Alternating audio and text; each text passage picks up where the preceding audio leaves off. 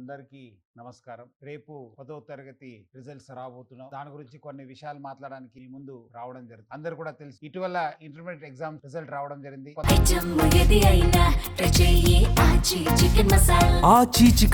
కొంతమంది ఆత్మహత్యలు చేసుకోవడము చాలా బాధ అనిపించింది. వాళ్ళు తల్లిదండ్రులు కూడా చాలా బాధలు, చాలా విషయాలు కూడా బయట రావడం జరిగింది. మన ఉమెన్ సేఫ్టీ వింగ్ ఆఫీసర్స్ ఇటీవల ఆత్మహత్య చేసుకున్న పిల్లల తల్లిదండ్రుల దగ్గర వెళ్ళి అక్కడ జరిగిన కొన్ని విషయాల పైన మాట్లాడడం జరిగింది. ఎగ్జామ్స్ రిజల్ట్స్ అది మన ఒక కెరియర్ భాగం. 10th ఎగ్జామ్ అంటే ఒక కెరియర్ లో ఒక చిన్న స్టెప్. ఈ రిజల్ట్స్ వచ్చే ముందు గానీ రిజల్ట్స్ తర్వాత టీచర్స్ పైన, పేరెంట్స్ పైన జవాబుదారీ ఉంది. ఇటీవల చూసింది ఏమంటే పేరెంట్స్ వాళ్ళ ఆశల్ని వాళ్ళు పిల్లల పైన రుద్దడానికి ప్రయత్నం చేస్తారు. పిల్లల ద్వారా సాధించాలని చెప్పి వాళ్ళు చూస్తుంటారు. అది మంచిది కాదు. పిల్లలకి అట్లా వచ్చింది, మా పిల్లలకి ఇట్లా వచ్చిందని చెప్పి వాళ్ళు మాట్లాడడం కూడా మంచిది కాదు. చాలా మంది వాళ్ళు పిల్లలు కూడా వాళ్ళు ఏమనుకుంటారంటే మనం ఫెయిల్ అయితే సమాజం మన గురించి ఏం ఆలోచిస్తుందని చెప్పి బాధపడుతుంటారు. సో ముఖ్యంగా ఎగ్జామ్స్ వచ్చిన తర్వాత పేరెంట్స్ అందరికి, ముఖ్యంగా టీచర్స్ అందరు కూడా ఎవరెవరు ఇలాంటి తక్కువ మార్క్స్ వచ్చిన పిల్లలతో చాలా టైం గడపాలి. పేరెంట్స్ వాళ్ళతో ఉండాలి, వాళ్ళకు ధైర్యం నింపాలి, అట్లానే వాళ్ళకు తెలియపరచాలి. ఎగ్జామ్స్ అనేది ఒక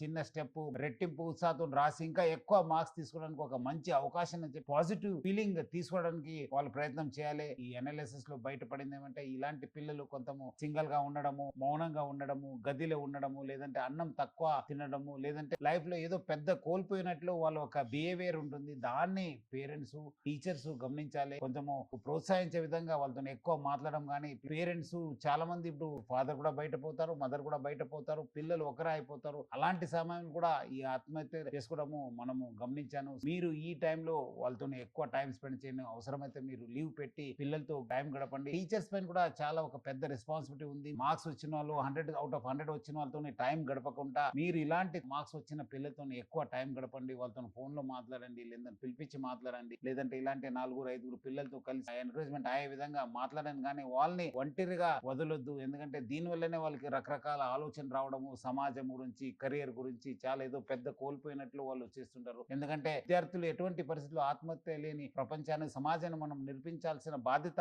మా అందరి పైన ఉంది. టీచర్స్, పేరెంట్స్ వాళ్ళు ఆల్రెడీ ఇప్పటి నుంచే నాకు మార్క్స్ తక్కువ వస్తుంది, నాకు అట్లా వస్తుంది అని చెప్పి మాట్లాడుతుంటారు. వాళ్ళు ఇప్పటి నుంచే మీరు వాళ్ళకి మెంటల్ ప్రిపేర్ చేసి ఏ మార్క్స్ వచ్చినా మనకు మంచి జరుగుతుంది, what ever happens for the best అనే ఒక పాజిటివ్ కాన్సెప్ట్ తోని ముందుకెళ్లాలని చెప్పి నేను తల్లిదండ్రులకి, విద్యార్థులకి, టీచర్స్ కోరుతున్నాను. విద్యార్థులు కూడా మీరు పెద్ద సమాజంలో ఏదో కోల్పోయినా అంటే అనుకోవడానికి లేదు.